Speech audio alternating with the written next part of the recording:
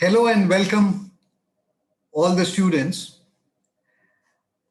It is my privilege to welcome Mrs. Chaya Sharma amongst all of you today.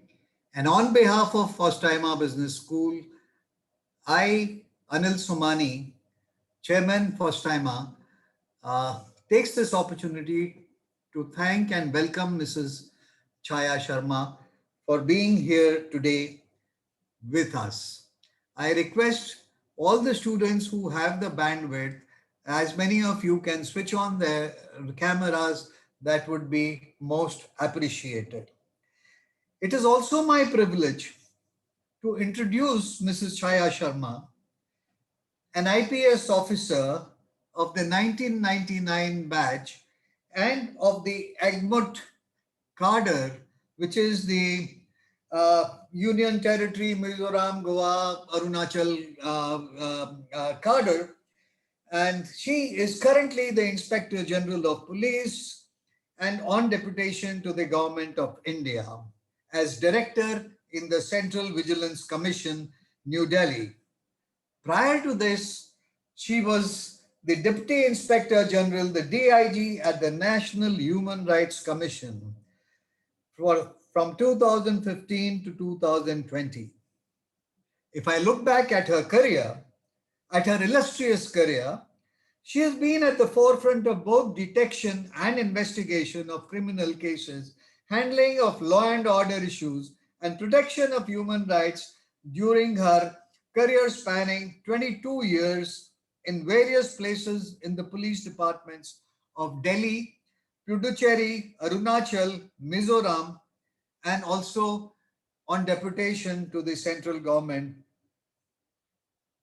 first in the National Human Rights Commission for 5 years, and now in the CVC, Central Vigilance Commission, for the last 1 year.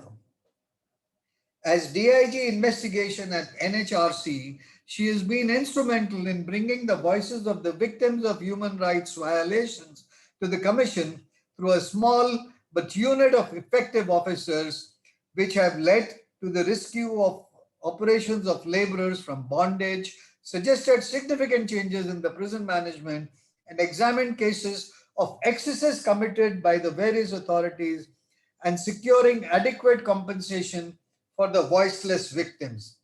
Chayaji has also been an active participant of the core group, which has been on human trafficking, which advises the NHRC.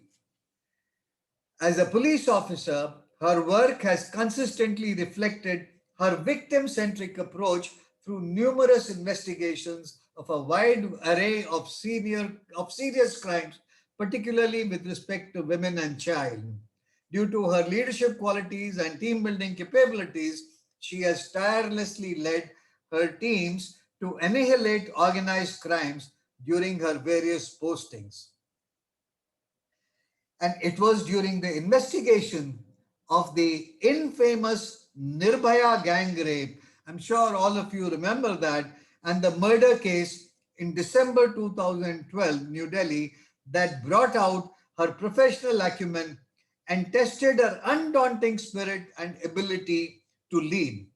As head of the Special Investigation Team, she closely supervised all aspects of investigation of this blind case.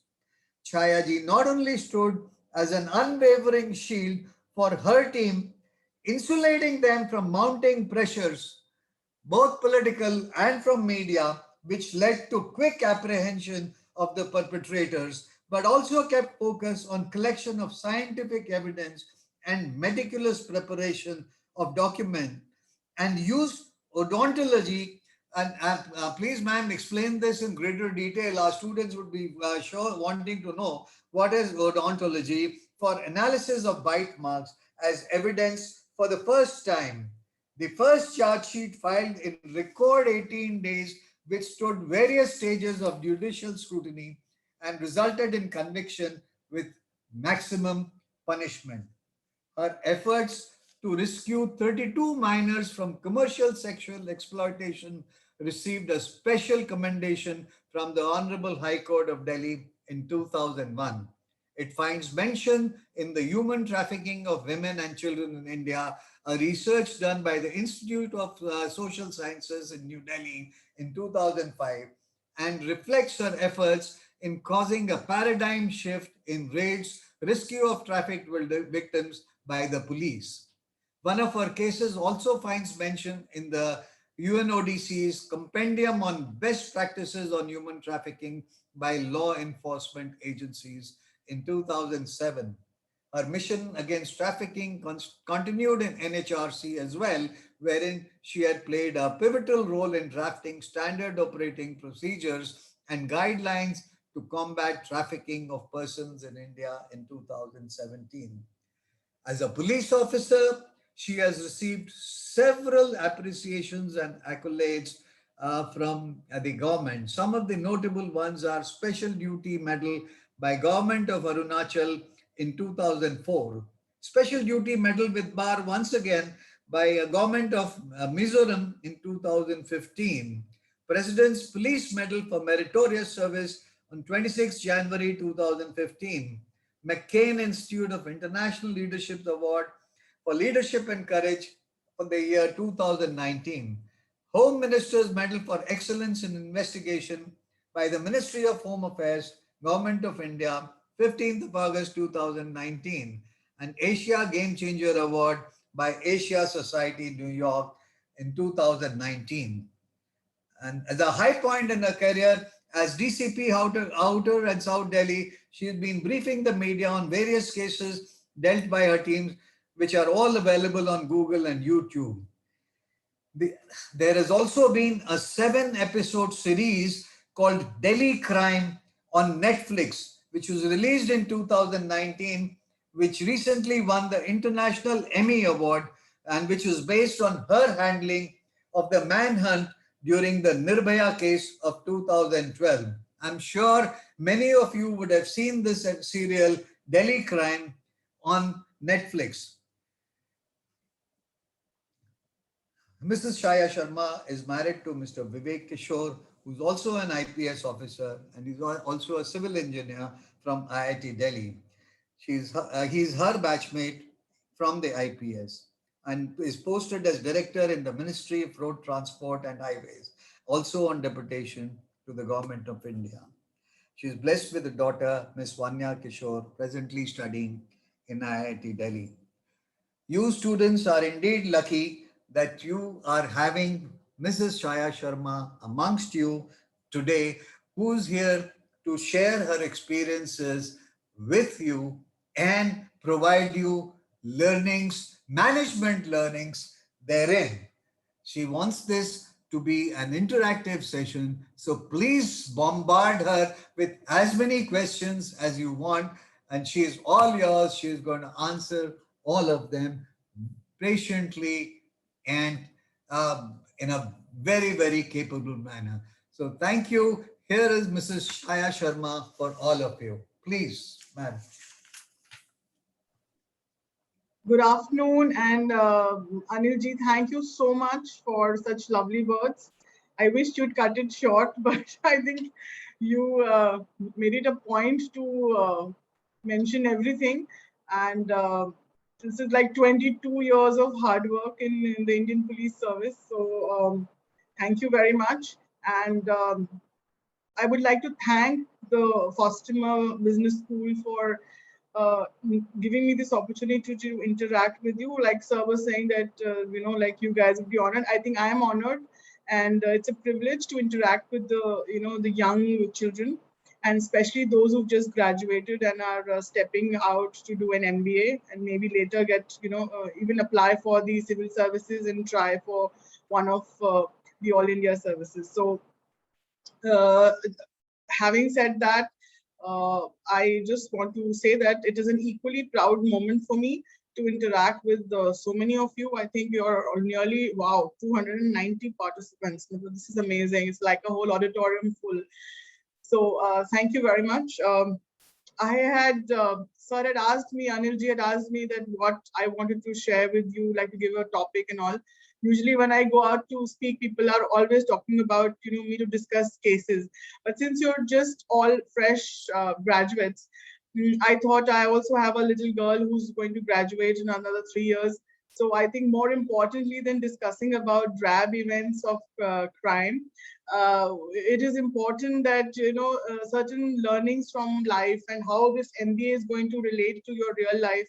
I thought if I could connect, because you might think that policing crime and how is it related to MBA and all might be like really this thing, but uncannily we have all the ingredients of what you will be learning in the 2 years of MBA, in what we are practicing in our daily life. So first and foremost, I would like to say that you guys have to understand that when you get into a service like I got into IPS, the first most important thing that one had to learn was time management, because we had so many things to do at the same time, and even when we were studying for UPSC, it was difficult to manage time dividing between the subjects.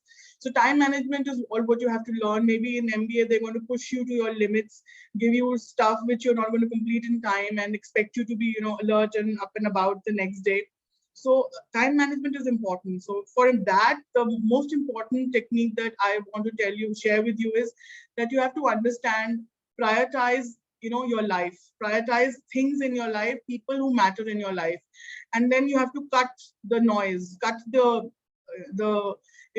people who are taking energy out of you and not contributing to your growth, because this is the most important time in your life that you are going to never forget.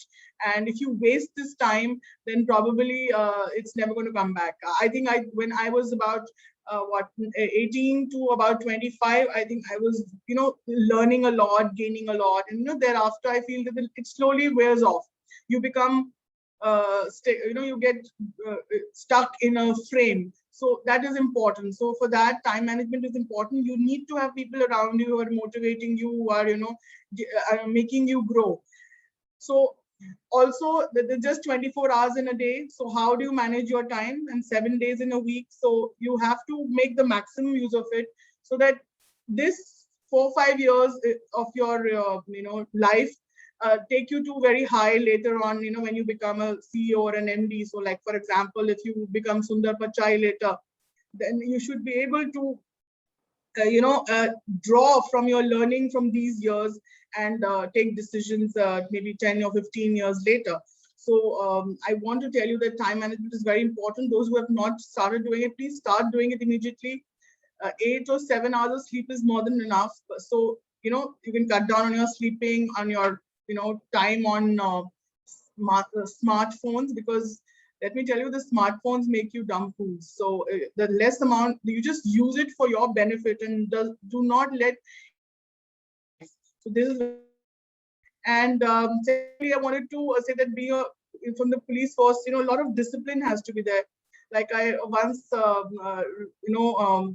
saw that an interview of Amitabh Bachchan, and he said that when I was a kid, so he said that I can't go to Bengali market and have golgappas like I used to when I wasn't a star. So like a lot of times when you become important in life, and you have a lot of stakes in life, you have to bring in more discipline. You can't do the things which you were doing when you were 16 or 18 or 21. So so you have to be preparing for that. So discipline in life is very important. You give yourself commitments, during the day, that I'm going to do this, and make sure you honor it, because you start honoring commitments to yourself, you start honoring to others. And when you go out in public life, people will be watching you. Your staff watches you, your seniors watch you, that jo kehte hai, wo karte hai ki nahi karte. So this is very important. Overall in life, if you're having a career goal, please divide it into time frames. 5 saal baad mein kya karunga, 10 saal baad what would be my image of me, and what will be a 15 years. This is very important, because how you see yourself in this time frame, 5, 10, 15, is going to affect what you do right now. So these things are very important. And sometimes when you're running through studies and maybe not listening to parents, it's very important that these things get across to you. Secondly, I'd like to make a point that once you have a career goal and everything, professionalism should not be compromised. I see most of these sub-inspectors, when they get into service, some of them are BTechs, which is, I'm just a graduate in economics, and sometimes they are MTechs and, very highly qualified, but they are working below me. The most discerning thing that I see among that cutting edge level is that professionalism is missing. They start taking things lightly, whatever you do. And I feel that even if you're washing dishes, like, how best can you do it? It's like, the Hawthorne experiments, if you get to read while you're doing your MBA and organizational behavior or public policy, they will tell you how these Hawthorne experiments mastered the art of assembly line technique, and how one thing you can do more effectively, where you make sure that you get the best results. So similarly, I think that you have to make sure that don't lose on the professionalism part of it. You stand for something. Then I must tell you a few things, like when you sign a paper. Now, abhi tak to you are young enough, you're not signing important documents, you're not signing documents which are going into public. So once you start doing that, when your documents will have legal sanctity, you have to be very sure, read the content. Because if you don't read the content and just sign because your SO or PA put it up to you, you're going to be in for something major. You might land up in a very big soup and you may not realize that you have signed the paper. So when you sign a document, you own it. So when you own it, you can't say, I signed it when somebody else put it up to me, so I signed it, and somebody else didn't tell me the content. It's your duty to read the content. So these are things which you must take care of. Another thing is, as you grow, life will become busier. Like, I'm sure when you finish your business firm, and they will also put you to, you will have a hard task master putting you to a lot of work. Maybe those things which will not get into a 24-hour time frame, and you might have to push your limits.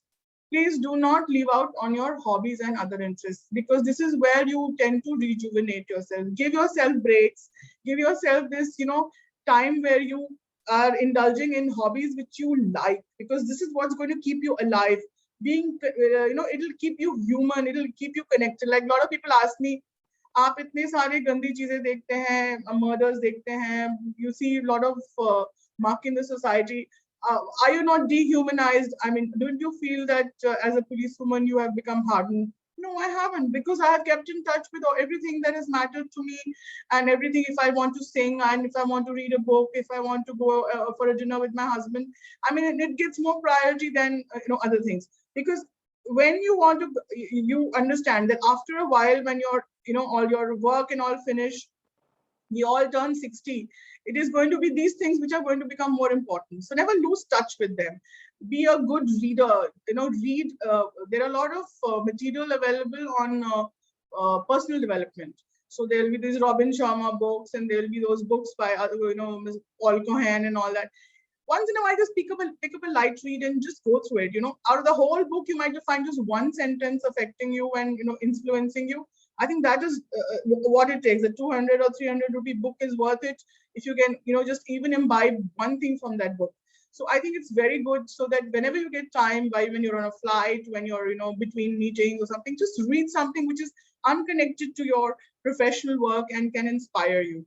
Then most of you MBAs will be holding very big positions, and later, once you have proven your mettle and shown your credibility. So leadership skills, everybody say, oh, I'm not a born leader. A lot of people say, how can you be leadership? So I don't think I was a born leader, but there are certain things which you can practice where leadership can be, there are certain, I have certain things that, identify with a leader having the certain traits where you say that this is, if a person has leadership qualities. So you can always, develop those things. Like, you can, take responsibility for things.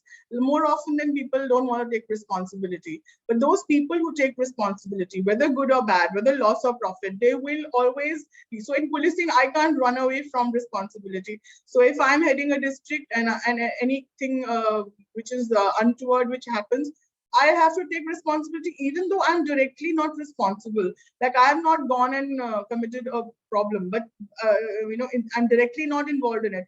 But if I'm not able to control my staff, if I'm not able to brief my staff and tell them what I want and how to behave in X and Y situation, though they have been trained, so I just can't say this abject apathy I can't show that I'm not responsible. Ye to unka tha, and they will suffer, and I still stay the high and mighty sitting in my office. You can't do that, because ultimately when Nirbhaya happened, then I had to go through a judicial commission, which means that I was answering questions to a panel of judges where they were asking me uncomfortable questions, and how I do what I do on a daily basis, and even very, very minute policing details. So I was questioned, and only if, because I was in touch with everything, I was able to answer it.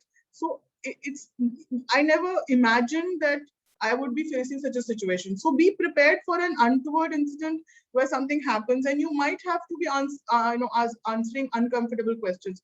This happens only when you take responsibility and you take interest in your work. Also, as a leader, you should be able to motivate. Now, motivation is like two-pronged in my view. You not only have to motivate others, you have to keep sometimes motivated yourself also. You will feel dejected, you will feel sometimes low about your work. Boss has said something nasty, or a colleague has made some remark which is you could not respond to when you're feeling bad about it or frustrated about generally about things.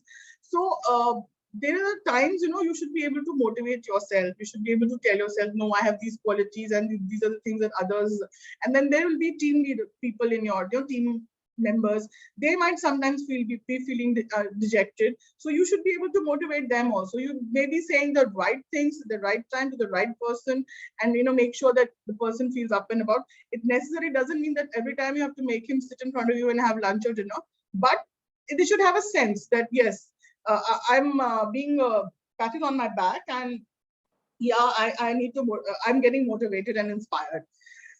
The best thing about motivating and inspire is also taking the lead yourself. Sometimes, we feel that, we sit back and we let others do. So I give a very simple example that if I tell my maid, ki dal achhi nahi bani hai, so she will not listen to me unless I prove to her that I know how to make dal better than you.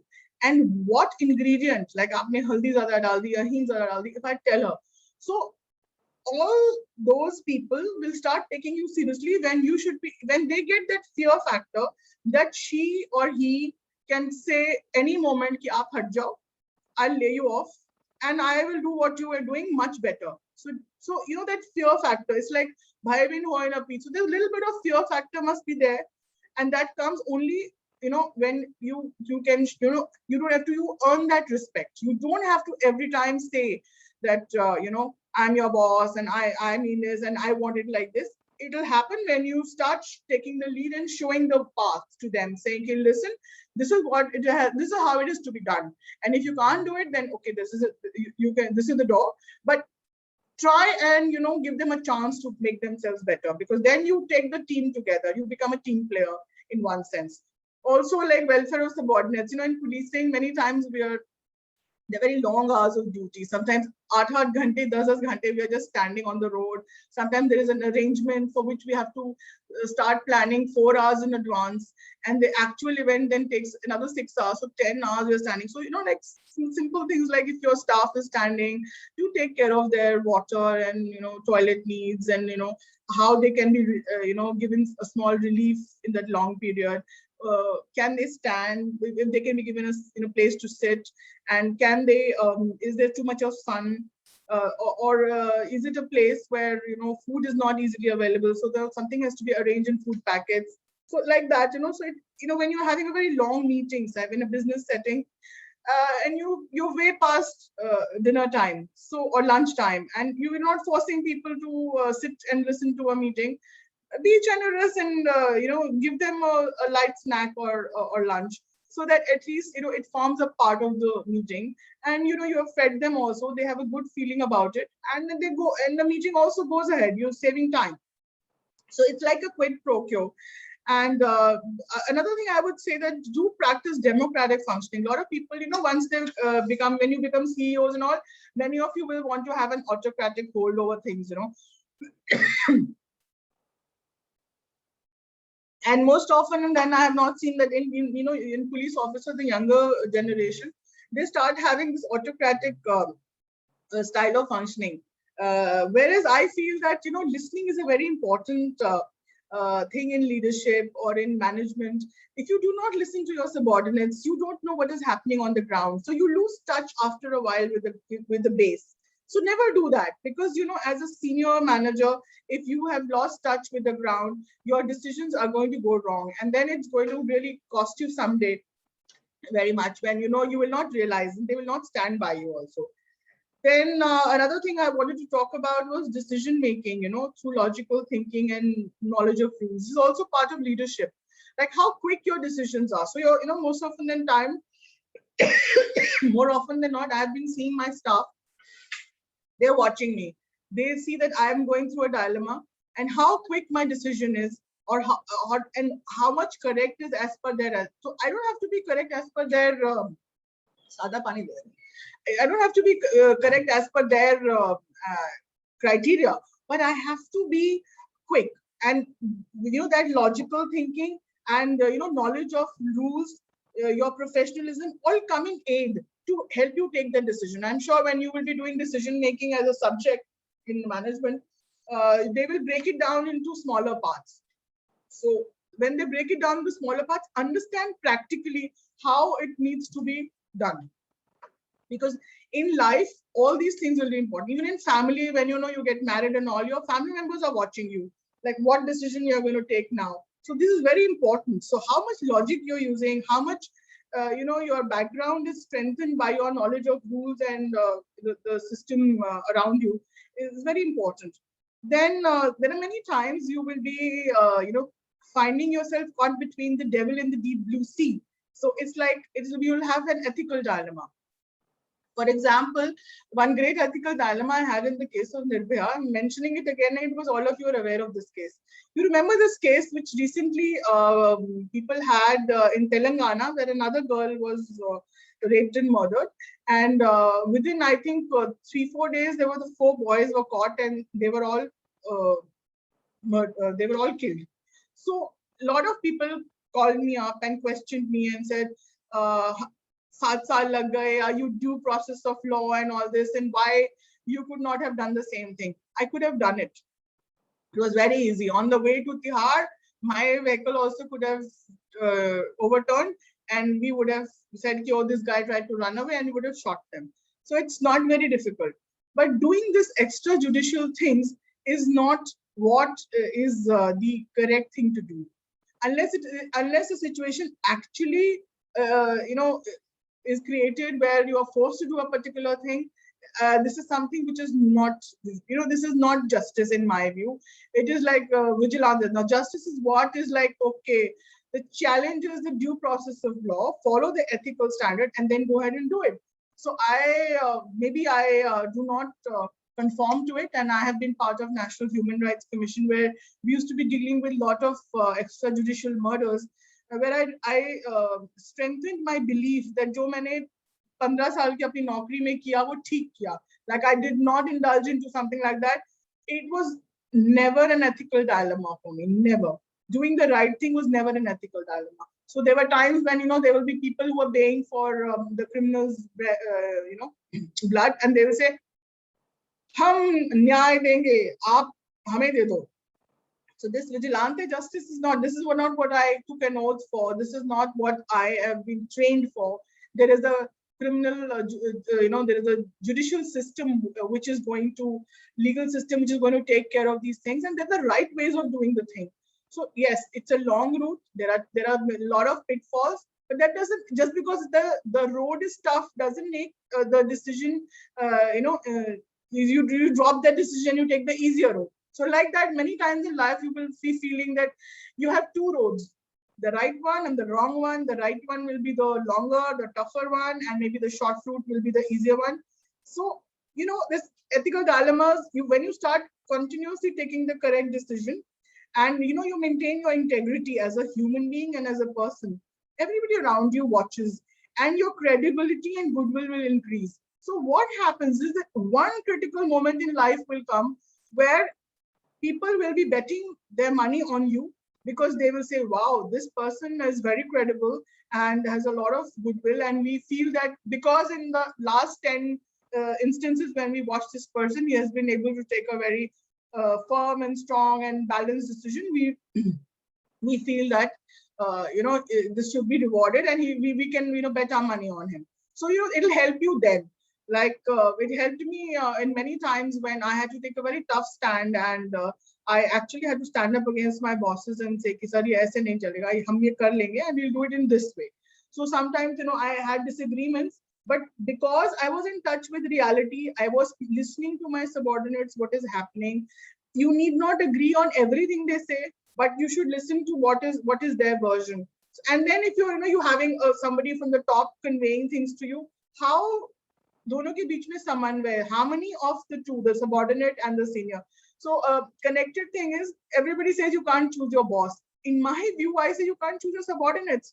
You can't one day decide that out of the 10 people who are working under me, 5 are incomplete and I will throw them out. No, that choice is not there with you. You will probably have to, and you'll land up losing out on the 5 people and then land up to do the same amount of work with 5 people. So the learning here is that you have to manage with the 10, right man for the right job, and ensure that you deliver with the limited resources. Because what happens is, sometimes even a pawn is very helpful in chess. Similarly, sometimes these incompletes will become very helpful to you. So it's your talent, how you use them. Don't make them feel that you view them like a person who's a fool or is an incomplete, but you tell them that I think you're a very important link in my in my organization, and I want you to deliver in this particular class. So even if he's just going to deliver a letter, like, make him think that he's doing the most important thing for his organization.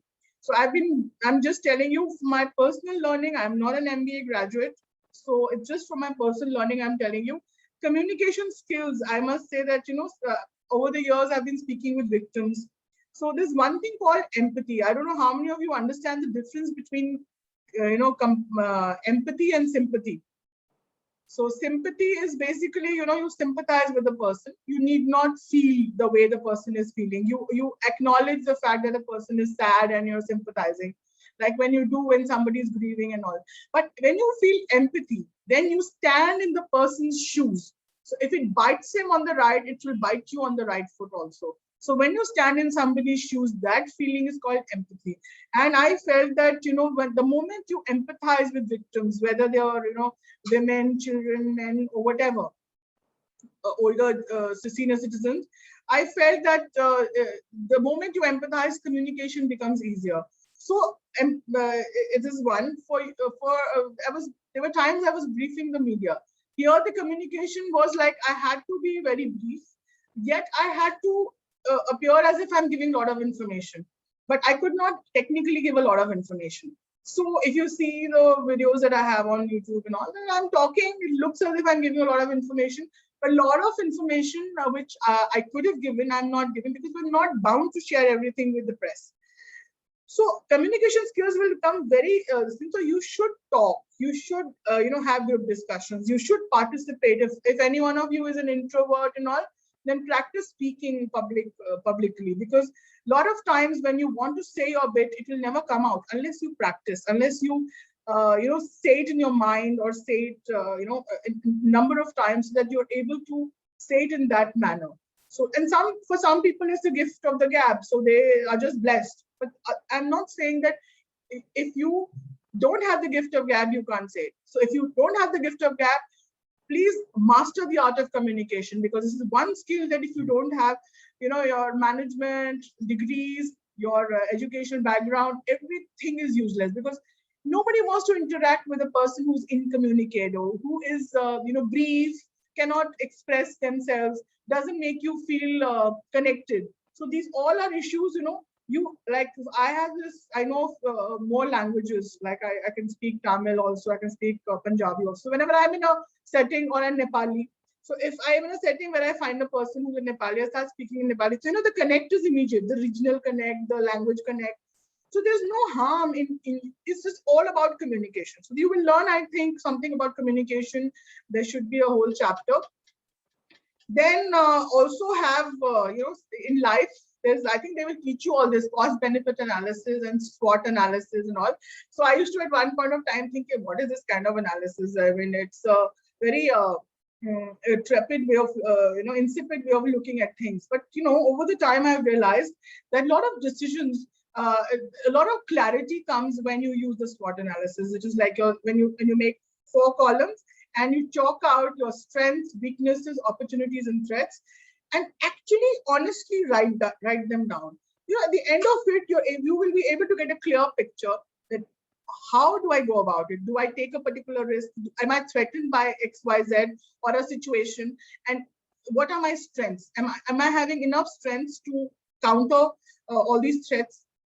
So those kind of things, and like opportunities which I need to, I find that very, very good exercise.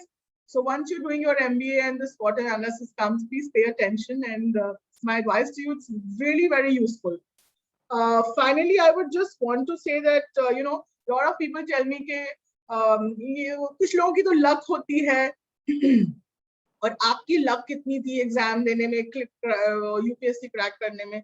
So let me tell you my version of it, that it's always, like you say, in a 100% continuum, 99% is perspiration and only that 1% luck is there. So sometimes, it's like that 1% luck really works for you. But my view is that 99% times when you do hard work, you are making sure that 1% luck doesn't fail you.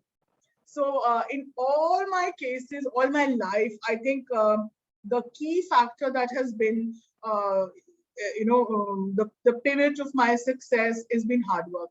There have been instances that I was posted in a very tough district where there was huge crime, and no men who were smarter, bolder, senior, and more competent would dread getting posted, and they in fact refused to get posted. Since I was a newbie and I didn't quite understand that I could say no and what, I just went ahead with it. And I must tell you that my husband really supported me in this. And he, the day I got posted to outer of those of the people who, if who were part of the Delhi, which is the Northwest and Kanjhavla, Bhavana, all that Rohini, beyond Rohini also. So I was posted there, and a lot of people came and said to me, why don't you just quit it and go and, just tell your boss that the commissioner of police that, sir, I can't do it. I have a small kid. And my husband, on the other hand, said, listen, you are a trained person. You know how to do your job. You've been trained well. So just take it, take the bull by the horns and don't let it go. So it's really inspiring, to have your spouse to, say these words to you. And, he says, if you feel that it is too far, then I will bring the daughter and we'll meet up, and you tell your mom to take care of your daughter. So, I mean, just everything, for every doubt of mine, niggling doubt of mine, he had a solution. And he told me, he says, go ahead and show them what metal you are. So, that was the thing that I felt that, in my life became a little this thing. So when people tell you that you can't do this, and there is just one person who says, yes, you can do it, and somebody who you believe in, who's a well-wisher, and not somebody who wants to make you fall off a cliff. So these things are very important. And there I must say that, luck plays its own role. You can't control luck, but what you can control is your hard work, your diligence. And this one thing really helped me. And later I got posted to South District. I was not even, well connected.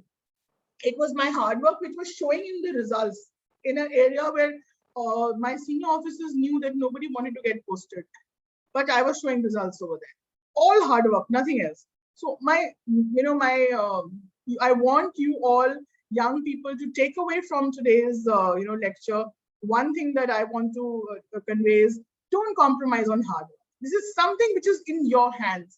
Luck ने तो अपना role play करना है, बाकी सब चीजें भी अपना role play करें. आपका background है, environment है, ये सब आप control एक limit तक ही कर सकते हो. Hard work आपके हाथ में होता है. This is what you can do. You can deliver, and you can make things happen. You can make your life take a 360-degree turn. So that is all I had to in terms of sharing, Anilji wanted me to tell you what odontology is about.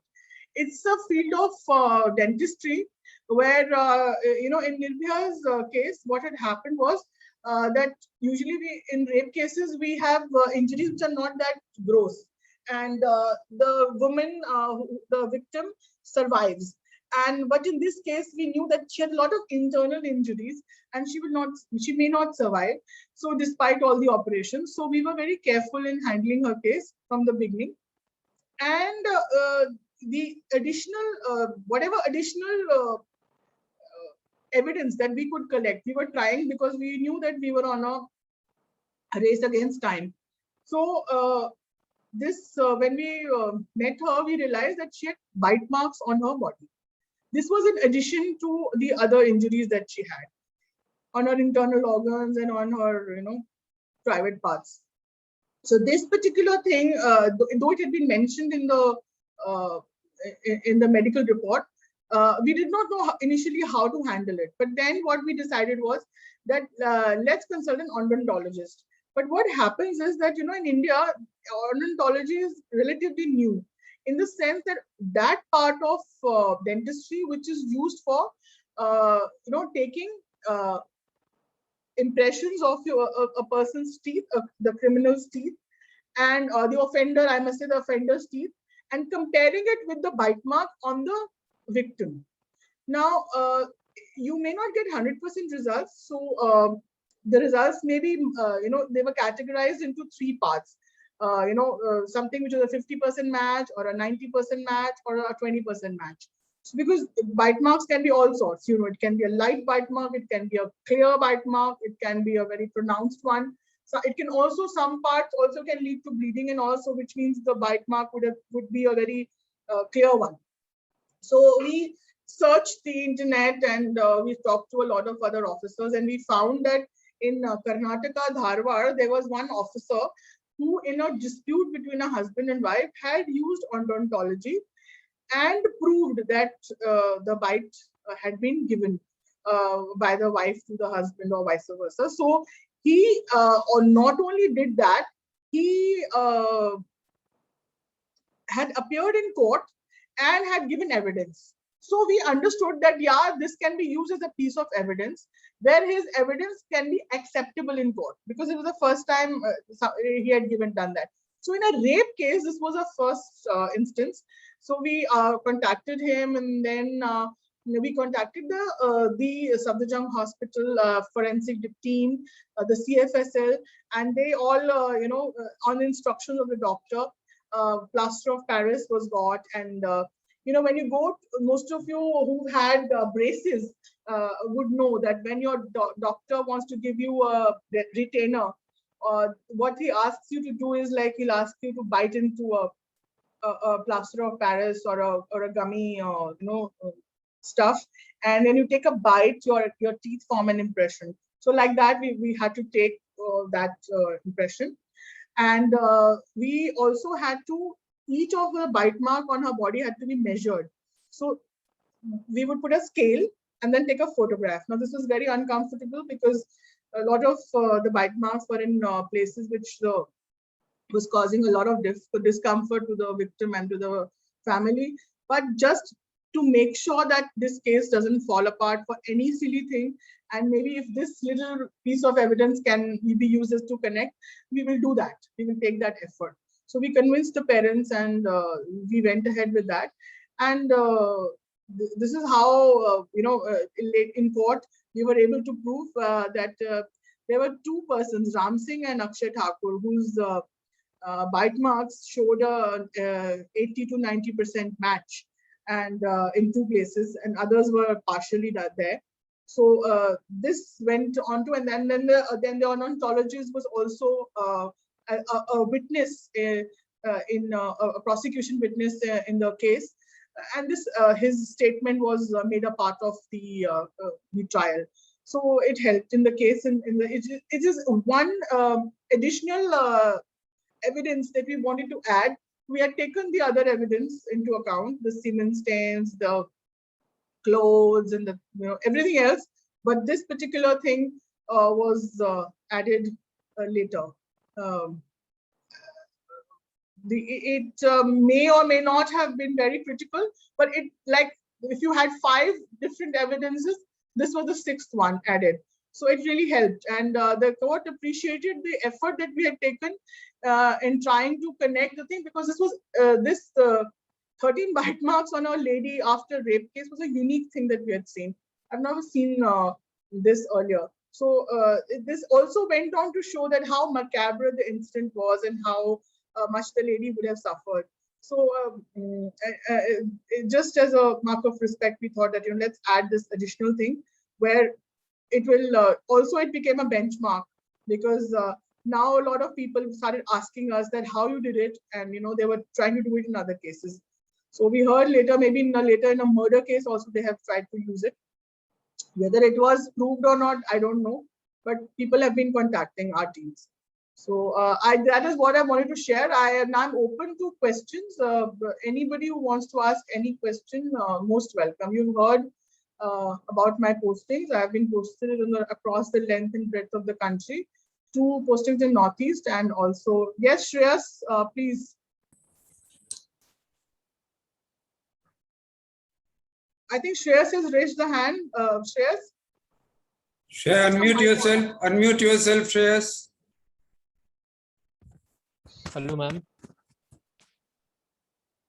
Am I audible, sir, now? Yeah, yeah, you're audible. Good afternoon, ma'am. Good afternoon. Ma'am, first of all, I would like to mention it's a moment of great honor for me interacting with you. Ma'am, my question is, I want to know how you deal with failures, because I know the kind of job you're involved in. There are failures because our plans always don't get executed according to what we think. And I know it could be anything like chasing perpetrators or not getting the results. And how do you deal at those moments? Because you put your blood and sweat, you have risk, you have threats. How do you deal with those failures, ma'am? Because it's really important to get over those failures and get back to the job again. So how do you deal with that? So 2 things, Shreyas. Good question you have asked. See, handling failures, one thing is never treat failure as an attempt where you have lost. It is an attempt where you have learned that maybe I made a mistake somewhere. You have lot of things to reflect on, and that you do not do this in future. So it's a learning process. So I never see failures as a detrimental to my, you know, mental status, or, you know, I start feeling bad about it. Despite all the, you know, the sweat and the toil and everything, I take it as a learning experience. So you should also do like that. Always, whenever there is a failure, on any account, like even in office, if there is something, think about it, reflect upon it, and ask yourself, how could I have done it better? What was it that I, you know, gave up on, that that did not lead to the accomplishment of that? So, you know, this will give, whether it was a emotional thing, or whether it was a professional thing, or whether it was something which, you know, a skill which you didn't have. So you will understand the gaps. So learning these gaps are very important, because it will help you develop skills. 1. Second, in future such situations, you will be able to better handle yourself, or understand whether you will be able to handle it or not. So that decision making will help. Another thing I want to mention was that, you know, there were times that we have also failed in, you know, there were cases which I could not work out. It's not always that you work out a case. So understand that it is part of life, that you will not always be successful in everything. But what you must be satisfied at the end of it, the journey, whether failure or a success, that you worked hard for it, that you gave your best to it. You know, like what happened, that there was in the Nirbhaya case also, there were so many teams working. Not all teams were successful. But all those teams who went around searching and on a wild goose chase and came back, they were important, because, you know, I had a long list and we were ticking off that list. अच्छा ये check कर लिया, ये check कर लिया. तो उनके हिसाब से देखो तो वो failure feel कर रहे थे कि हम गए और हमें कुछ नहीं मिला. But मेरे हिसाब से देखो तो I had cut off a very important, you know, road कि अच्छा ये इस route की हमें नहीं जाना है, because ये चीज यहाँ पे इन्होंने check करके हमें बता दी कि it's a dead end. So these are, आप कैसे देख रहे हो, दूसरे आपके फेलियर को कैसे देख रहे हैं, आपके सबऑर्डिनेट्स आपके फेलियर को कैसे देख रहे हैं, वो भी इंपॉर्टेंट है. तो कभी इसके बारे में ना नेवर फील सॉरी और लो about it.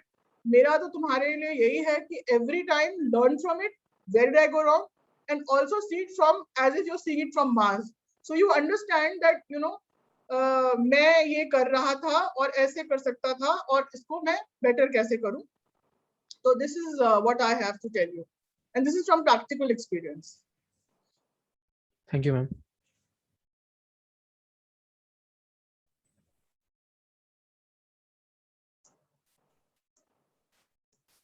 Yes, Harshiva. Good afternoon, ma'am. It's a great Good pleasure to talk to you. Ma'am, my question was that while you were placed for the first time, you have to take the first steps. Sometimes there would be the decision that you have to be taken for the first time. You haven't taken them the earlier part, on the earlier part. So there was some types of hesitation that you were at that time facing of. Harshiva, can you please repeat the question a little louder, please? Maybe closer to the mic. Ma'am, my question was that when you were placed for the first time, you have to take on up the decisions that you haven't taken the earlier part. So there was some time of hesitation that you have taken, might be something like that, that you have taken that type of decision for the first time. There should be some hesitation as it being at that level and taking a wrong decision may just lost your career.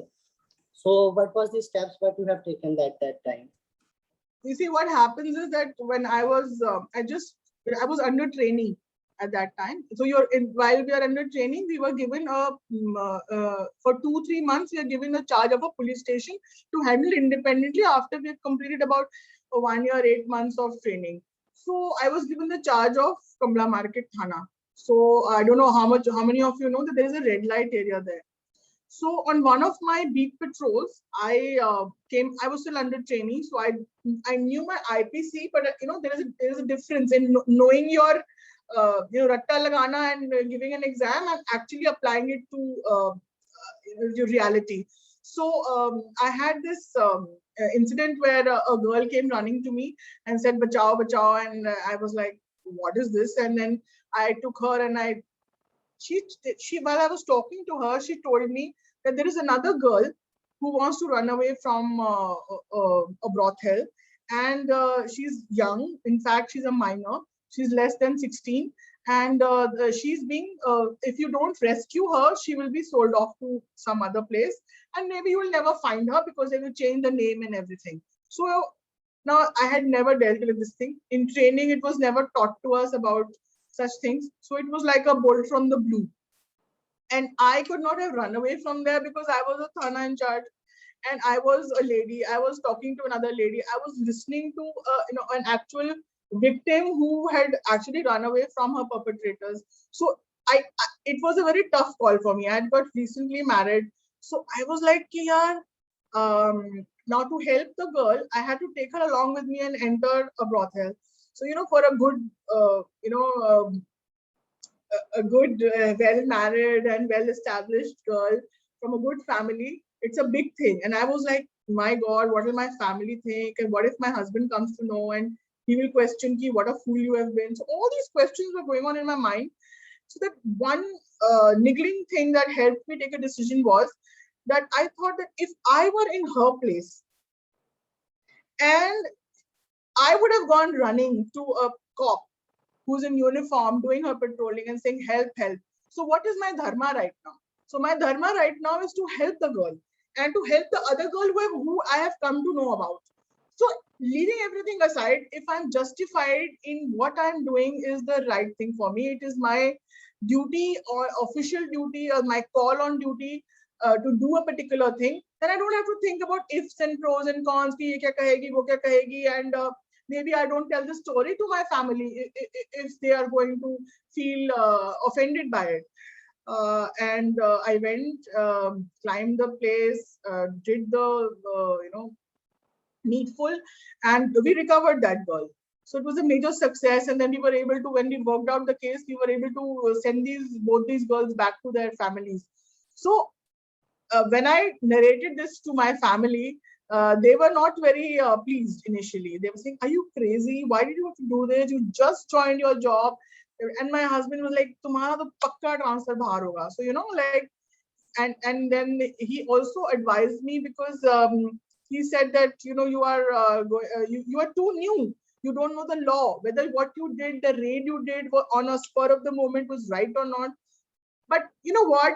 I felt that I heard, I somewhere it clicked to me that I did the right thing. It was my duty at that particular, any police officer's duty at that particular point would have done the same thing. So eventually everything worked out fine. Yeah, you are right. There are times when you take a call like this on the spur of the moment and things may not work out. Then you should be able to justify to yourself at least. मैं दुनिया को तो आप नहीं समझा पाओगे, but आप अपने दिल में satisfy हो कि नहीं कि yes, this call that I took, जिसको मैं कह रही थी decision making, this call which I took after logical reasoning and after my considering all my professional background, did I take the right decision or not? तो वो decision making आपने अपनी है तो ओन इट अप, यस मैंने किया, मुझसे गलती हो गई, कोई बात नहीं, अब मैं आइंदा नहीं करूंगा, आगे बढ़ के चलूं, तो something like that. But you can't run away from it, you know, and that's the best part of it. You should stand up and say कि yes, हाँ मुझसे गलती हो गई और मैंने वो डिसीजन, फिर ये भी सोचो कि मैंने वो डिसीजन गलत क्यों लिया, क्या मेरी प्रोफेशनलिज्म में कमी थी या मेरे लॉजिकल थिंकिंग में मैं सही क्यों नहीं सोच रहा था उस वक्त, तो वो इम्पोर्टेंट होता है. I think there were two people who had raised hands. Harshiv, I hope I've answered you adequately.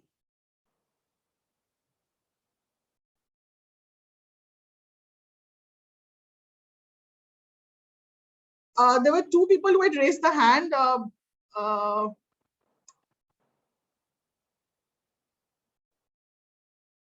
I'm not getting their names. Okay, thank you, Harshiva.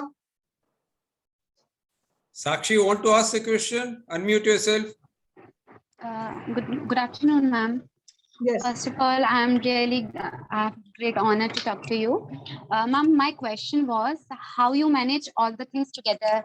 I mean, there would be many a times that you have two different situations and both are so important for you. So how you decide which you need to go for or manage first? What two situations are you imagining? Work front and professional, both, or you are saying, maybe a personal problem and a professional problem? Which will you address? So, what exactly is your query?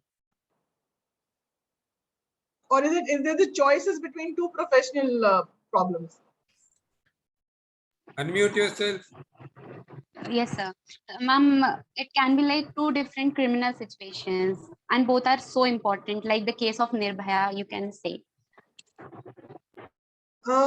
See, like when you are at a management position, you will understand. You don't have to do everything yourself. So you should be able to delegate. You should be able to understand the right person for the right job. Like there were people I knew, I handpicked, and I knew that this man will be good for looking at the CCTV cameras on the road. So I sent him for that. But there was another guy who was good at cell phone analysis. I sent him for that. So this is, from your past experience of handling your subordinates, you will come to know. Now, if it is a question of handling things yourself, you have to understand that in the whole gamut of things, decision making, or in the whole gamut of your choices that you have to make, it can be 2, it can be 4. Which are the things which are critical to your case? And suppose there are 2 opposing cases, and then you see that there are the chances that your team is likely going to make a mistake, and where your presence is very critical. So you prioritize accordingly. And if there is a case where you feel like, in case of Nirbhaya, I just left everything and I went and sat down in Vasant Vihar because I knew that if I didn't sit there, my staff will go away. And if these guys got lost, we will never catch them. So for 4 days, I was sitting in the Thana. I overtook a officer's room and I said, I'm sitting here. I make this my office. So all my files were coming there. So, it's like I made sure that this case became a priority because I understood that if I left, then they will all leave. They will all have issues at home and then they will all give bahanas and leave. And then the focus will get shifted. So every day, you have to focus, refocus, and then understand कि अच्छा आज मेरी क्या priority है. तो आज अगर priority X चीज है भाई, then during Nirbhaya I had to do a lot of two timing, a lot of times, इधर high court बुला रहा है, उधर I had to go to the trial court also, then I had to go for some other case files. A lot of people don't know that in the back of my mind there were 5-6 cases going on in the district which my officers were reporting to me, and I was like just ticking them off because I knew that they will be able to handle it. So, and those places where they didn't be able to handle it, I would in the night before sleeping call the officer and ask, "Hey, you need my help in this, or this is a critical thing you have not been able to decide. You do that." So, point is that choice that you make between two competing interests, then your judgment comes. How do you prioritize? And for that, you have to say कि अगर मेरी team को as a whole successful होना है, तो मैं अपनी किस best team को वहां लगाऊं और मैं वहां जाऊं जहां मुझे लगता है कि सबसे ज्यादा मेरी जरूरत है या मेरा होना बहुत क्रिटिकल है, then I take a call. And वैसे भी home front और professional front में अगर choice होता है तो then professional overtakes the home front. Yes, next question, please. Varsha, unmute yourself. Yes. Wanted. Hello, ma'am. Good afternoon. It's very pleasure to interact with you. And my question is that how can I be more helpful to those around me and to myself? Like I'm going into a management field, so there will be many people around me. So how I will be helpful to them and to myself? I didn't get your question. Ma'am, my question is that like how I can be more helpful to those around me and to myself. First of all, Varsha, you don't have to be helpful to people around you. First, you have to help yourself. So first, क्योंकि देखो आपकी जो भी आप कर रहे हो वो people are seeing that you are delivering. So you may take help from people and deliver it because you are using them as your subordinates. But जब आप कहते हो आप दूसरों को help कर रहे हो, you need not start doing their work. That is one thing you have to remember. आपने अपना ही काम करना है, लेकिन अपना काम करते करते अगर आप बीच में किसी को मोटिवेट कर सकते हैं, किसी के लिए कोई छोटा सा काम कर सकते हैं जहां उनकी स्किल inadequate है. For example, like if I felt my English was better, I would take the draft from after 3-4 people have seen it and I say, अच्छा अब आपने final कर दिया, अब मुझे दे दीजिए. Then I would again skim through and fine comb it and correct the English because I felt that my English was a little better than my staff. So I would correct that. Then there were areas where I thought that they are more professional than me or more experienced, because I had guys with me who had 25 years or 30 years of experience in crime and handling cases in court also, whereas I did not have that experience. So I took advice from them. So it was like it's a quid pro quo. You help me and I help you, and we all together as a team contribute. So when you say how I become helpful to people around because I'm doing management, you can't say that just because I'm doing management, I will start billowing rotis for my, for my house. So because I think, I have some extra time. Your extra time, do your skill development. Don't start doing something which is going to, in the garb of helping somebody else, you are pulling yourself down. Don't do that. Because everybody knows what they have to do in life, why they have come into the world, and they have to earn their bread and livelihood. और एक बात है जो मुझे भी कई बार लगती है कि मैं नहीं सीख पाती हूँ. मुझे लगता है कि अगर कोई अच्छा से काम नहीं कर पा रहा है तो मैं कहती हूँ यार हटो, मैं कर देती हूँ. But my husband, who is a management graduate or IPS officer also, he always tells me, don't do other people's work, because the moment you start doing other people's work, you are making them inept.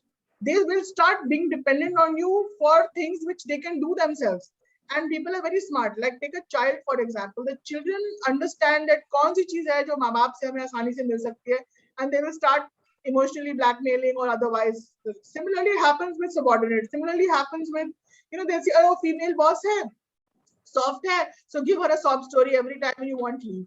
So where you have to act tough, वहाँ तो बिल्कुल ही नहीं. और जहाँ helping की बात है उतनी help करो जिससे वो उनकी growth होती है. Not that help where it makes them inept. So that decision you have to take. Otherwise, if you have free time and if you want to do, something out just because you're enjoying something, go ahead and do it. Then it is not like helping anybody. So there is no question of helping anybody. It's only contribution in a general sense. आप work space में सोचोगे कि मैं दूसरे का काम करने लग जाऊं और मेरे पास आज फ्री टाइम है, तो वो you will start getting more work. You will become the donkey of the organization. Anil ji can correct me if I'm wrong on this. Slowly, work will start piling on you, and people will have more free time, and you will not have free time. Question is, आप अपना काम ठीक से कर पाते हो कि नहीं? आप अपने फ्री टाइम में हेल्प करो लोगों की, बट उतनी हेल्प करो जब तक वो आपको हर्ट ना करे. So I think this is a very important thing that you have asked. Don't become you start helping everybody around you. Automatically, when you're doing your dharma, you're doing your job well, you will be helping your subordinates, you will be helping your seniors, your team, you will be contributing into. Automatically, you're doing. So why should you do other people's work also? I hope I've answered you correctly. Yes, ma'am. Thank you. Akshay, you want to ask? Madam, how much time do we have? As much as you want. 3:30 tak to hai hi. Okay, great. Akshay, unmute yourself. As the children want. I hope they're not getting bored. Good afternoon, ma'am. Ma'am, basically, I wanted to ask, like, ma'am, you earlier said your training program as an IPS officer was really tight scheduled, and ma'am, so I wanted to ask, how were you able to cope up, and were there any hardships that you faced during that program? Okay, for 2 years I was studying for the exam. So obviously, when you're studying for 16 hours, attending coaching classes, and I was doing business also, so I was managing my business also. I was very tight even before I gave UPSC. But what happens is that when you're just sitting in IPS training, what happens is they make you physically very active. They will make you run. They will make you climb mountains. They will make you swing like monkeys. Pick up arms and move around here and there. Everything like swimming, games in the evening that you have never played before, and they'll make you dive in a pool. They'll make you do horse riding. So everything is new, and sometimes some things are new, some things are old.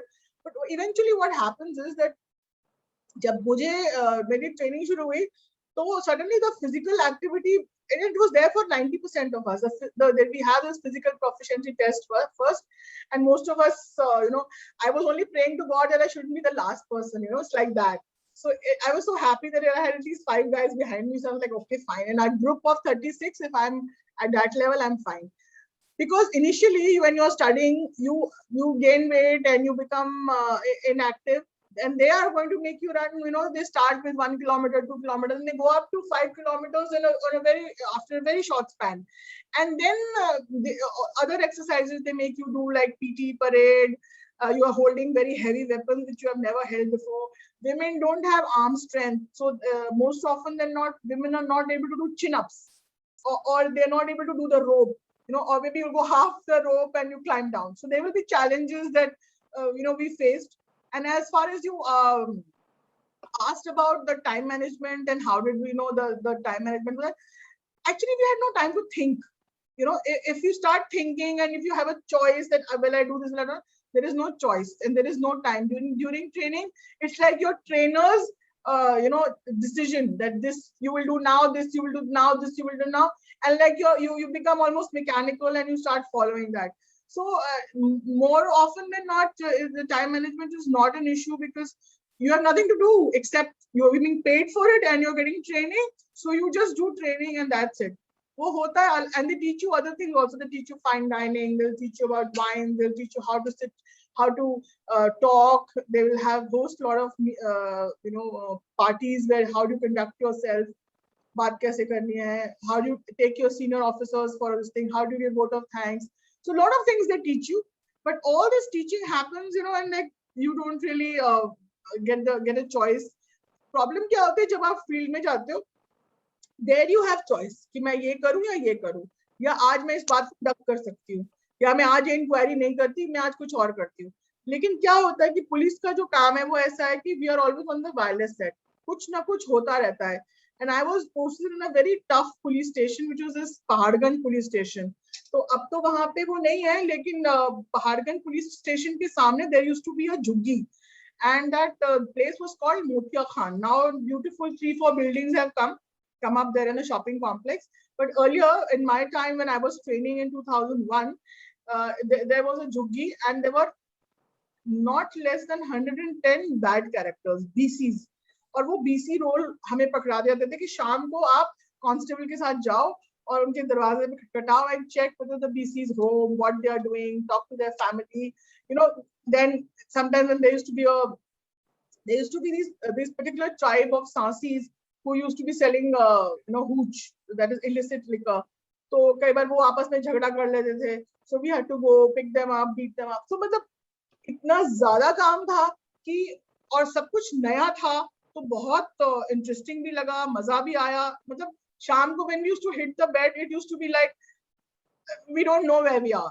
और कब खाना खाया, कब मिला नहीं मिला, उतना botheration. Young भी होते हैं तो इतना फर्क नहीं पड़ता है on the hormonal level and other things.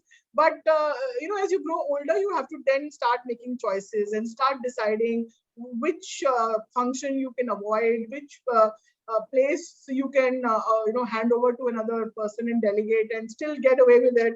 कौन सी चीजें हैं आप ही को करनी है और जहां आपका होना बहुत critical है, तो वो फर्क पड़ जाता है as you grow older.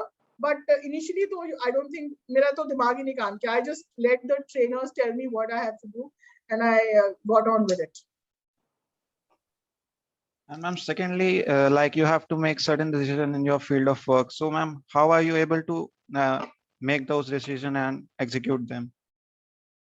Like I said, logical thinking and आपकी जो पढ़ाई लिखाई हुई है इतने साल, आप अपने माँ बाप को देखते हो. It's a lot of cognitive learning that you develop over the years. उससे आप decision, and देखो सबसे practical चीज है common sense. और मैं कहती हूँ पुलिसिंग में कुछ ग्रेट शेक्स नहीं है. लॉ तो है, वो आप पढ़ सकते हो, बट लॉ किसी और तरह से भी लिखा जा सकता था. लेकिन common sense is something which should never leave you. So whenever you are making a decision, you use your common sense. भाई मैं ये डिसीजन लेना हूँ, इसमें this is possible, this is not possible, this I can do, this I can not do, this I can handle. जैसे अब मुझे अनिल जी ने पूछा कि would you be interested, so I said yes because I knew that I could do it, and I was in a space where I can devote 2 hours or 1.5 hour time and give away. So these are things which you can take. So मेरे कहने का मतलब है आप कितना भी tough decision हो, आप जैसे हमारे निर्भया वाले केस में था कि this lot of reporters were writing about this juvenile, and they started perpetuating a story that first one guy wrote, and then like how the media is, there are 80 channels and 80 newspapers and 80 channels. So 160 of them started giving different stories how the juvenile was the most ferocious during the rape case. So later when I was facing the Judicial Commission, I was asked this question by the judge. If you knew that the minor boy was the most ferocious, why did you have to book him as a minor? Why you could not have booked him as an adult and treated, because 2 mahine ka the difference tha. 2 months here and there, he could have been an adult. So my simple thing was ki ma'am, I'm following a law. The law says that on that day he was a minor. He looked also like a minor. One. Second thing is that then she said why you did not, and he was not the most heinous. He was in fact made to do a lot of chores which the other guys, the older guys, were not being able to do, and he had just met them. The one of them he knew, and the remaining guys he just met say maybe an hour back or an evening back, so he did not really know them that well. So I'm not absolving him of the charge, but I am saying that we have to give his age some leverage. And he was not the most macabre, like how the media. So imagine the media had affected the judge also. So when then she asked me very critically, she says, why you did not, now this is all about decision making, why you did not give a rebuttal to that news initially, and if you had given the rebuttal, the things would have, So I said, ma'am, imagine me in a situation where I had to file a charge sheet in 18 days, and then I had to follow up everything in court and go to High Court and answer the National Commission for Women and the National Commission for Child Rights. I was in HRC, I was answering all those petitions which were coming. Now, having said that, was it my duty to tell the pressmen that this was true and this was false? Because if I had gone into the rebuttal thing, they were making one news story every day. And not about just the juvenile, they were making stories about other things also. So, मैं तो उनको जवाब देने में ही निकल जाता सारा time मेरा. And who would have concentrated on the crime? My dharma at that point of time was to concentrate on the collection of scientific evidence, on filing of the charge sheet, and to ensure that the lady gets justice. If I don't answer a newspaper creating rumors, it's not a very important thing. Now, this clarity has come because I have worked and I have seen my seniors work, and I have understood that I am not answerable. Police is not answerable to media. They are only answerable to courts. तो ये अकल आपको तब आती है, मेरे को already 12-15 साल हो गए थे काम करते हुए. तो when in 2012 I took this decision, it's like your जितने साल आपने काम किया होता है, आपने गलत या सही डिसीजन कभी लिए होते हैं, उस सब का कल्मिनेशन होता है कि आप उस सही डिसीजन पे पहुंचते हैं उस वक्त. So I was able to take a call and I said, तुम्हें जो लिखना है लिखो मीडिया, मैं तो अपना काम ठीक करूंगी. और इवेंचुअली देर आए दुरुस्त है. 7 years later, जो मैंने सोचा, कहा, जो मैंने लिखा, या मेरी टीम ने मेरे को हेल्प करा कलेक्ट करने में, वो चीज कोर्ट में विंडिकेट हुई. 7 जुडिशियल स्क्रूटनीज वी फेस. पहले वो सेशंस कोर्ट में हुआ, फिर डबल बेंच हाई कोर्ट में हुआ, फिर सुप्रीम कोर्ट में हुआ, फिर सुप्रीम कोर्ट में कई सारी और हियरिंग्स हुई. जुडिशियल कमीशन में बात, मतलब इसका डिस्कशन हुआ. Everywhere we came clean. Why? Because we followed our dharma. We said no, हमारा रोल क्या है. Now a lot of officers, what they do, they start going to the media with. Media की जो necessity है वो सिर्फ इतनी है कि वो आप उसको उतनी इंफॉर्मेशन दे कि रूमर्स ना फैले. आपकी ये नहीं है कि आप सारी अपनी केस फाइल को उठा के दे दें, क्योंकि वो तो अनस्टेबल कोर्ट में है, not anywhere else. So this is just a small example I wanted to share with you, where I wanted to say that decision making is, like it is not just a one moment. वो आपके पिछले, जैसे आप बड़े हुए हो, जो आपने देखा, सीखा, कॉग्निटिवली लर्न किया. एक तो कॉग्निटिवली हो गया जब आपको पता लगा, आप सिर्फ देख सुन के कर रहे हो. दूसरा होता है आप एक्चुअल में इन्वॉल्व होकर लर्न करते हो. आप लॉ सीखते हो, या आप सीखते हो कि भी कैसे करना है और चीजें. Those are the things which you see others how they are interacting with media and how गलत हुआ, या किसी ऑफिसर के साथ गलत भी हुआ आपने देखा, तो उसको भी सीखा आपने. And then you imbibe all those things, and that it forms your experience and how you take a final decision eventually. So I will attribute it to a lot of cognitive learning, and to a lot of watching other people, and being true to my dharma as to what I'm supposed to do at that critical point in time. नहीं तो आपको derange और defocus होने में तो everybody is willing to push you ना. तो आपका वो फोकस एकदम क्लियर होना चाहिए कि मेरा एम क्या है. My bottom line is, what is it? Thank you, ma'am. Thank you for the information and the insights. Priyanshi, unmute yourself. Priyanshi.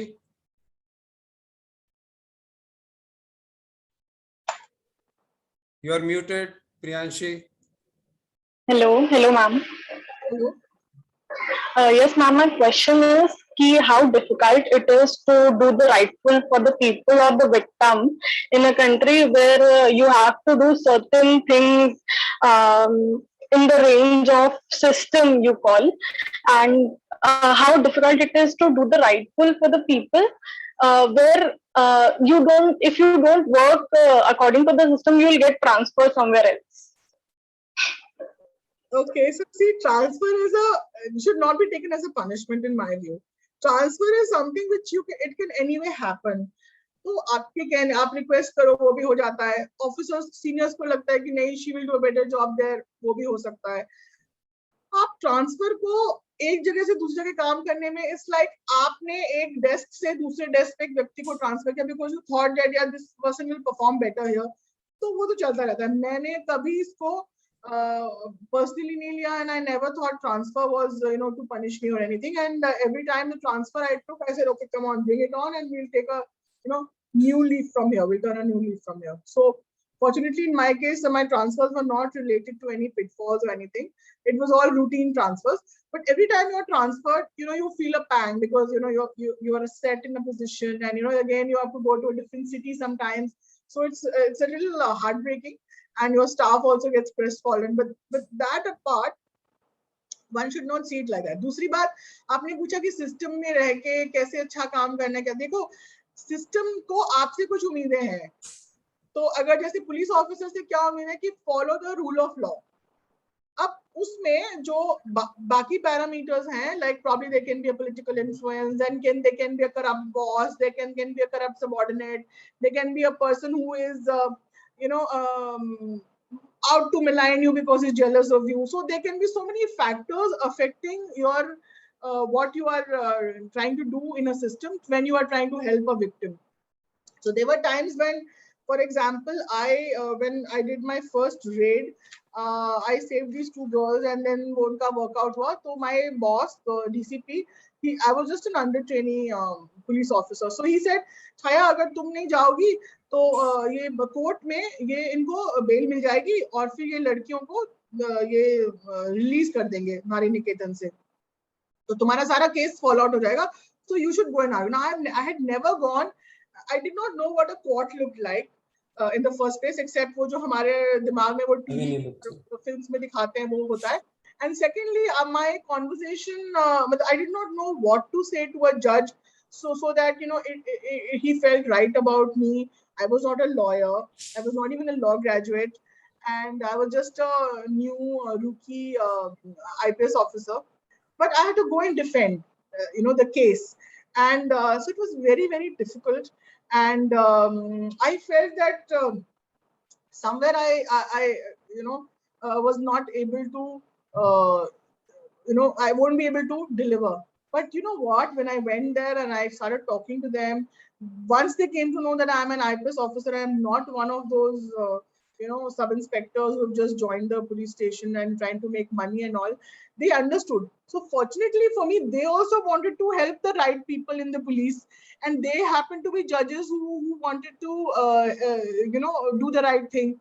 But वो भी ढूंढ रहे होते हैं, they are looking for people who are willing to take a stand or do the right thing in policing. I've seen this in judiciary, that so whenever I went to them, in this case also when I went to them, they actually pounced on me, said, okay, बैठिए, चाय पीजिए और बताइए आपने क्या क्या करा. So I told them कि देखो हमने रेड करी, ऐसे हुआ, ऐसे मिला था, ये हुआ. And then I explained to them that this girl is a minor, and to prove the fact that she's a minor, we have to get a bone ossification test done. उस time पे bone ossification test होता था. मैंने कहा तो अगर आप वो bone ossification test की डेट हमें 1.5 महीने बाद की मिलेगी, उतने में आपकी जो क्रिमिनल है वो बेल अप्लाई कर देगी, and she will go scot free. And now I have her in my hand. She's in the jail. I will not be able to trace her from wherever she runs away to. मैं पूरी India में कहाँ ढूंढूंगी? And I have a very limited tenure. So he understood. He says, okay, what you have to do is that when I will talk in this thing, you have to say, जोर से कहो कि minor पकड़े थे और वो उसको चलने के लिए आपको ऑर्डर चाहिए. He gave me an order for the hospital which was conducting the bone ossification test by naming the exact officer they gave me, and they said, please go and show it to the doctor, and in 1 day's time he will give you the bone ossification report.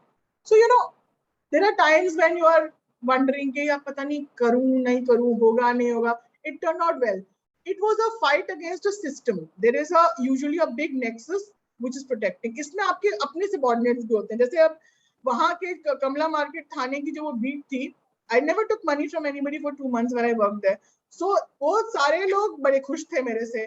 They ensured that the police officers जो वहाँ काम कर रहे थे वो they became more alert, because ये तो कभी भी आ जाती है और बहुत काम करती है, घर ही नहीं जाती है. तो मतलब they had all these issues with me. So a lot of complaints started going to my DCP कि ये तो बहुत ज्यादा काम करती हैं और बहुत इंटरेस्टेड हैं और क्या मार्केट वेलफेयर एसोसिएशन और रेजिडेंट वेलफेयर एसोसिएशन से बहुत अपनापन करके बात करती हैं. You see, if you talk to Market Welfare Association and RWAs, they will tell you the problems, and if you solve them out, they are very happy with you as a police officer.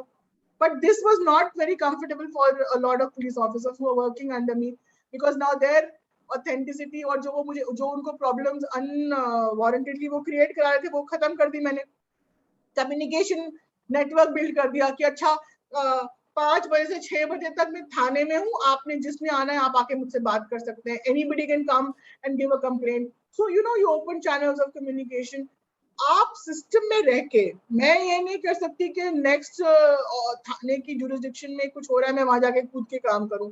लेकिन I sometimes feel कि I read a report and I feel कि oh I wish I was there and I would have helped that girl better or I would have done that better. But I feel one thing, मैं क्या मैं अपने दायरे में रह के अपने jurisdiction के अंदर whatever is my area of influence, whether I'm running a small office or I'm heading a 20 unit guys or I'm having 8,000 guys under me. Am I able to deliver? That is important. It is not important कि मैं ये भी करूँ, वो भी करूँ, बाकी सब भी करूँ और system भी मेरे साथ. There are times you have to say no to your boss or you have to say, sir, sorry, ये इस तरह से नहीं हो सकता. But वो conviction आती है तब आपके अंदर जब आप over a period of time अपनी credibility बनाते हैं. वो 10 बार देख लेता है कि छाया ने जो कहा वो हुआ और she is able to deliver, तो इसकी बात मानने में भलाई है and let her handle it.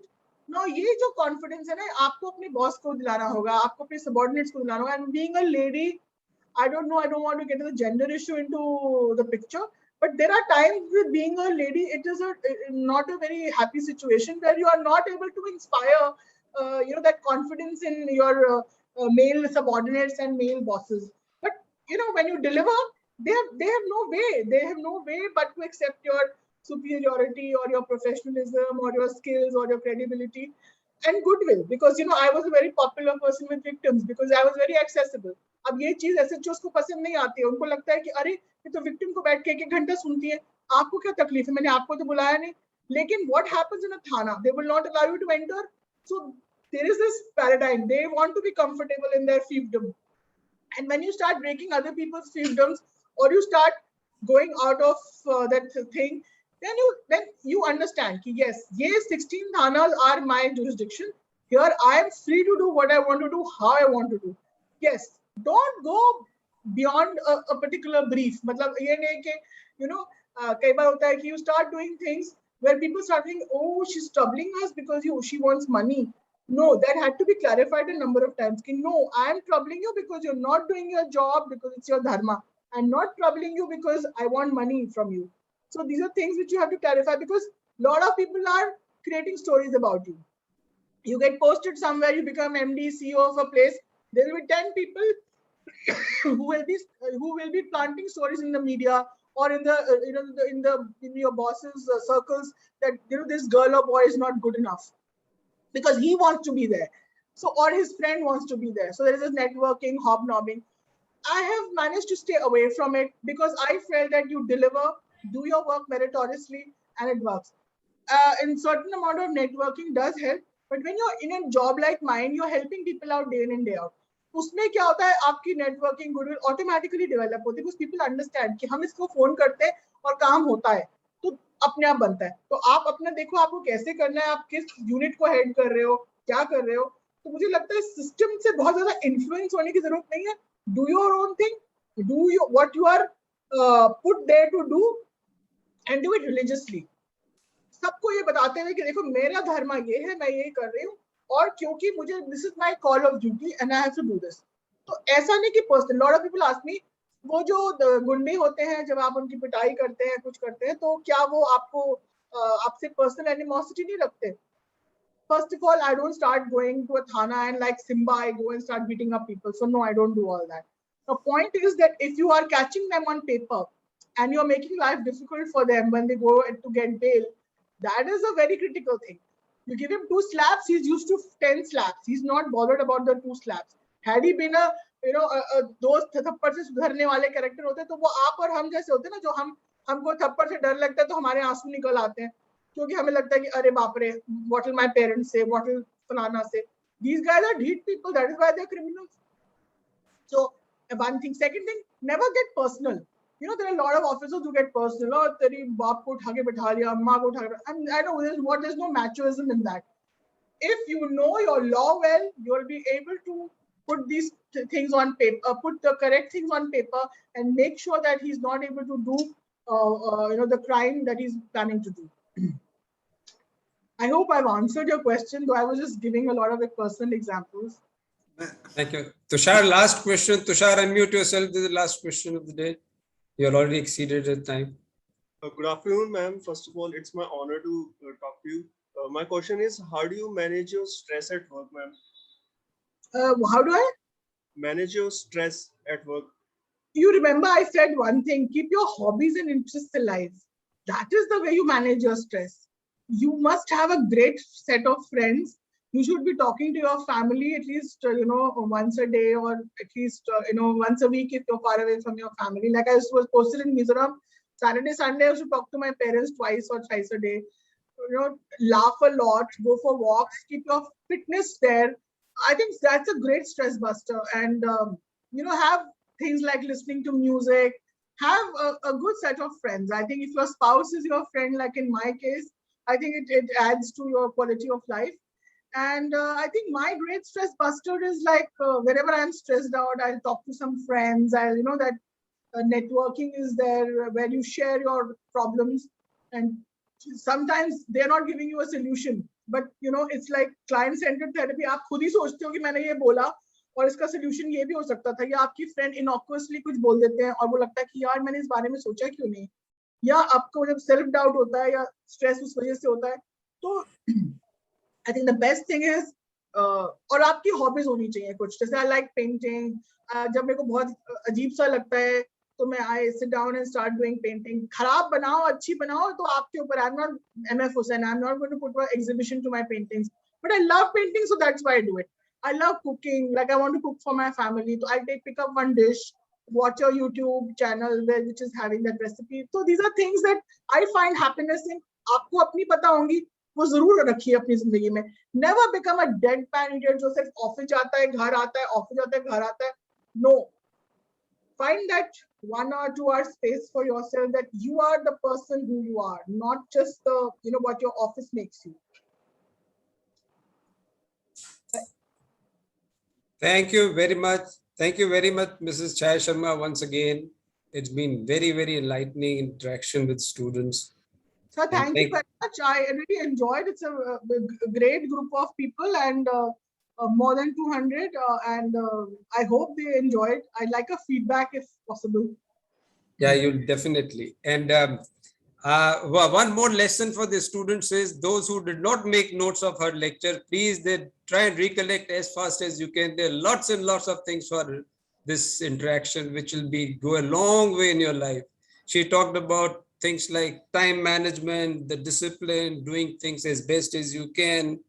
Don't give up on your hobbies and on the self-development books, simple like this, Stress Buster. She talked about a very high level of professional with, and then you'll get a feeling that this kind of professionalism succeeds only with a lot of empathy. And that's what she tried to explain you what empathy is. But amongst all the things she talked about, the two things which I want all of you to absolutely internalize. What she said is communication. The verbal communication is very, very important. You'll realize it in the course of next 2 years, that if you know something and if you can't express it, you don't know it. It's as good as that, you're not knowing it. And that's what happened in your class participation, class marking, and in job interviews. And another thing which is very, very important, please see it every day in morning and evening, that success 99% is perspiration. Only 1% is luck. If you see this one sentence every day, morning and evening, that'll be very inspiring for you. So thank you very much once again, madam. Let's hope we get another chance to interact when we invite you to the look campus. Forward to that, sir. Thank you very much. It's been a privilege and an honor. MBA students, वो भी आपके college के, was like really nice. Yeah. Pleasure is entirely mine. I'm glad we could find this forum. Yeah. Thank you so much. Thank you very much. Thank you very much. Students, please stay back.